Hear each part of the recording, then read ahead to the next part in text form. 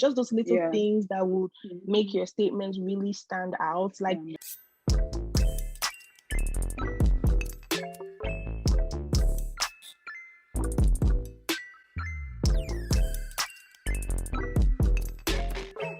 Hi guys, welcome back to my channel. My name is Anu and I am a fourth year medical student.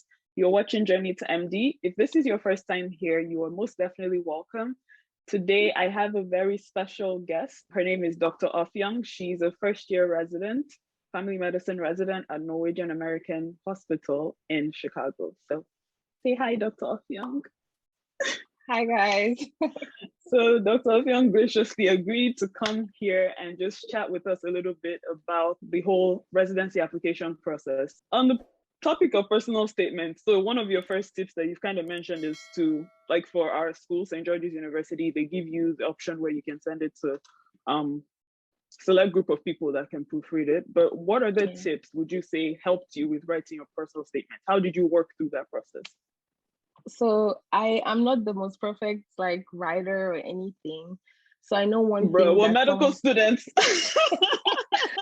So I know one thing that someone advised me to do was to like give your family, people that know you, like your family members, your friend, like your close friends, let them see that this statement really personifies like the person that you are. Basically, like this statement speaks of you, the person you are, how you can, be of good, like how you can succeed in the medical field, that kind of stuff and everything.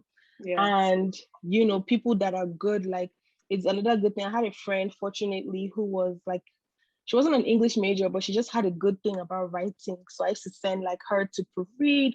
Maybe it's the wordings or the way the sentences are arranged, just those little things that would make your statements really stand out. Like, of course, they're not expecting you to speak like big English or whatever, but at the same time, you want to present yourself in a way that is very attractive. So, it's good to send to people that are good writers. So I guess my confusion personally, because I'm applying this year about personal statements is it supposed to be a story of your life, or like how much of a story do you put versus how much of medicine do you put in it? Like, how do you balance that out?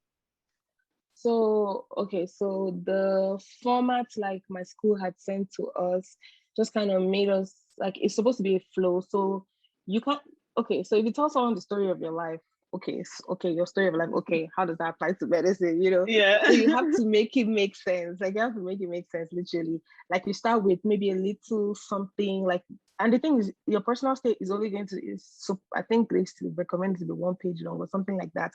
So you're 25, 26 applying, like really, can you fit 25 years of your life in one piece of paper? So you have to be concise, you have to be very straight to the point, highlight the parts of maybe 1 or 2 significant events that really affected your choice of medicine, or that maybe something that will be a good preamble into telling them why, because at the end of the day, you're applying for a job. Basically, you're applying for a job.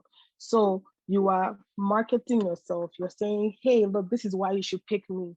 So if you tell them a story about, I can't even think of any story, but how just some random as a story. child. As opposed to how you grew up in, okay, for me, I'm from Nigeria, I know something like growing up in a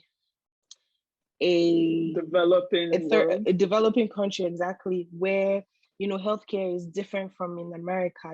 Those are things that really played an effect in my idea of medicine and everything. Those kind of things, you can put in your personal statements, but not just, oh, I grew up in a developing world, so I want to come to America. No, it's it's more like, these challenges I saw, and I did my clinical rotations, and then coming to clinical rotations, it was different. So I'm seeing like the difference from back home and here. And I'm like, I want to see more so I can make these changes, when I go back home and things like that and everything. Now you start with like that little preamble about yourself, then you go into like your your medical experience. Like, okay, as a student, your clinical, what are the things that stood out in clinicals that make you want to pursue the specialty that you're pursuing? Like, okay, you want to be an OB-GYN, but you can't be telling me a story about maybe something that happened in peds. Like, it's like, okay, it might be, except it's sense. Exactly, except it's an exceptionally good paid patient or something that you had that's really relevant to like the OB-GYN, you can put that, but like, you want it to be streamlined to what you're applying for, that kind of thing. Yeah. And you talk about some of your attributes, your characteristics that you think that, they will be good fit for the program. And as much as it's a job, but then at the end of the day, it's also a training.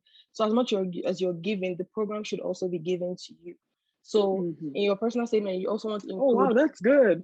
Yeah, you also want to include what would you like to see in a program? Like towards the end, you can mention, this is the kind of program I'm looking for, and I feel this program would highlight these my characteristics and make me a better doctor and stuff like that.